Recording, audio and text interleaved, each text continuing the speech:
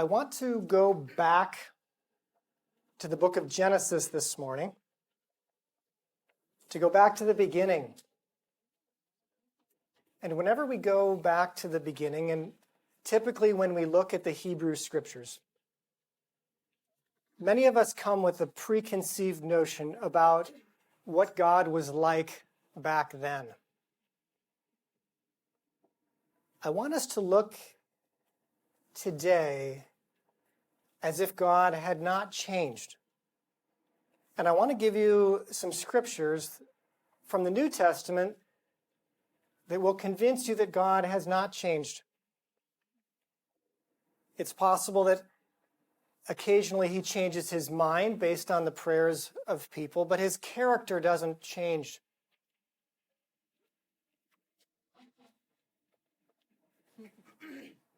From Colossians chapter 1, starting in verse 15.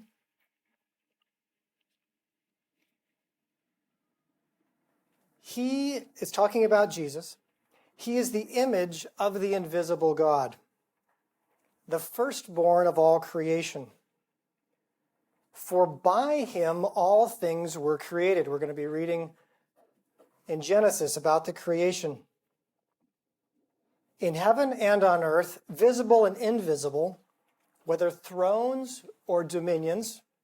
We're going to be looking at Adam's dominion this morning. All things were created through him and for him. And he is before all things. And in him all things hold together. And he is the head of the body, the church.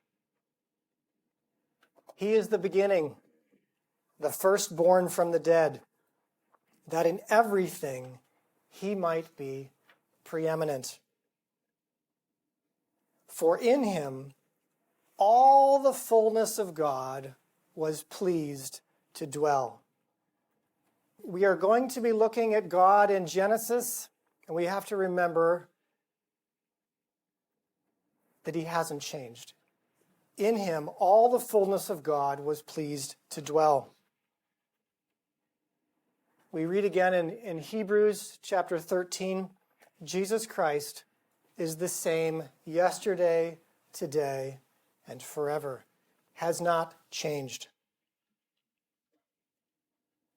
And even when he was on the earth, in John chapter 14, verse 10, do you not believe that I am in the Father and the Father is in me?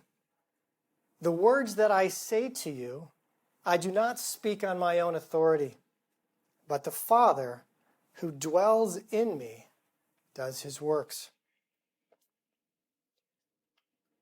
So let's go now to Genesis chapter 1, starting in verse 26. We've gone through the creation of everything. Now we're going to start talking about the creation of man. We're going to look at man, woman, how the relationship was set up, and what went wrong. And we're going to also be looking at the relationship with God. Perhaps the attachments between the two and what went wrong. The attachments between man and God and what they were before sin and what they became after the sin. Genesis chapter 1, verse 26. Then God said, let us make man in our image, after our likeness. And let them have dominion over the fish of the sea, and over the birds of the heavens, and over the livestock, and over all the earth, and over every creeping thing that creeps on the earth. You know, there's going to be a creeping thing that's going to enter the story. They actually have dominion over those creeping things. So God created man in his own image. In the image of God, he created him. Male and female, he created them. And God blessed them. And God said to them, be fruitful and multiply and fill the earth and subdue it.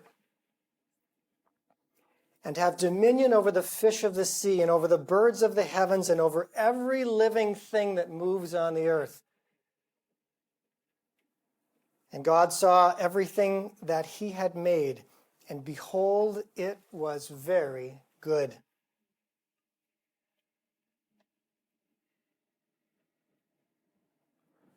Multiply, fill the earth, and subdue it. God actually gave the man,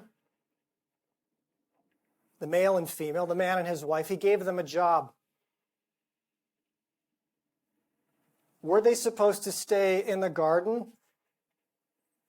Wait until someone invented the big screen television, invented the sofa.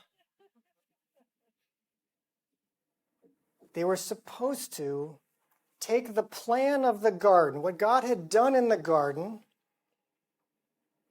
and replicate it in the rest of the earth. He planted a garden. They were supposed to take the genius of that, and they were supposed to spread it to the rest of the earth. Somehow we think they were just supposed to stay in the garden for the rest of their lives and live happily ever after. That was never the plan.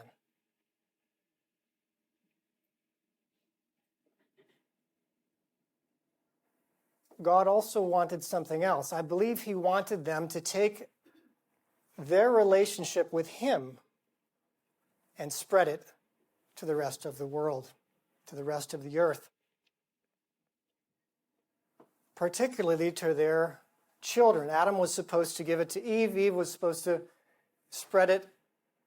I don't know how long they were supposed to stay in the Garden of Eden, but a generation or two perhaps, and I don't know when they would overflow the garden, but we all know about overflows. You have to move to a new place, and you take what you have done, you take the pattern of that, you take the beauty of that, and then you transplant it. That's being life-giving. That's spreading the life that you have, and that's what they were supposed to do.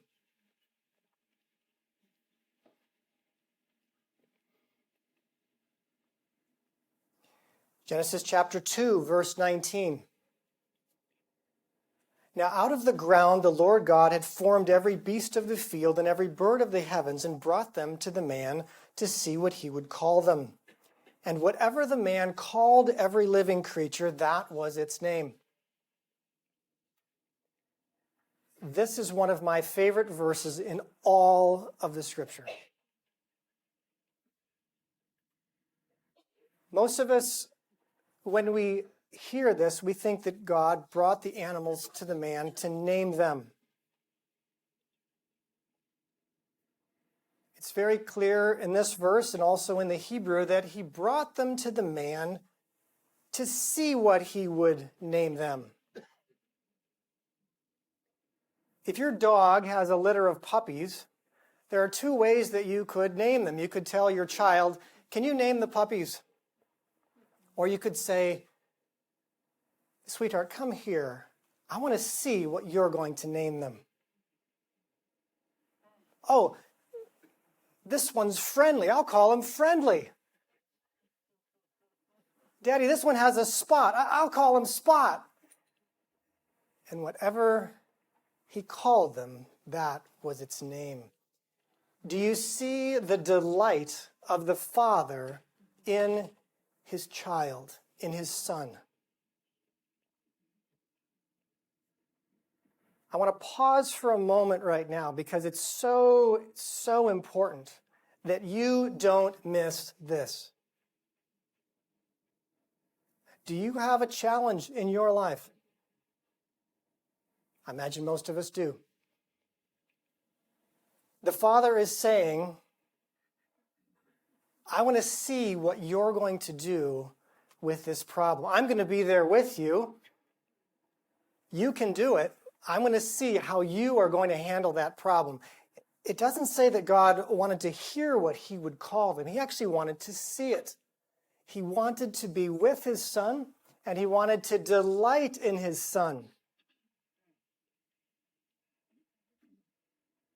I want you to pause right now. I'm going to take our first break, our first discussion right now, and I want you to take this as a very serious demonstration of who God was and who he still is for you. He delights in you, and he wants to see what you're going to do. And he knows you can handle the challenge that is before you.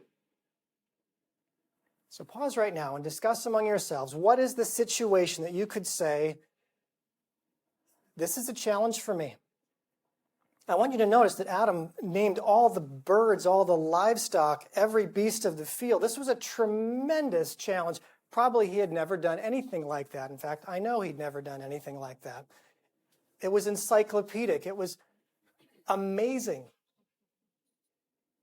And maybe we should do this exercise just alone, without talking with one another, just for you to think that your Father delights in you to the point that he wants to see how you're going to handle the challenges. And if there's some challenge that's too big for you, he would love for you to ask him how he might want you to handle that right now. Let's take a minute.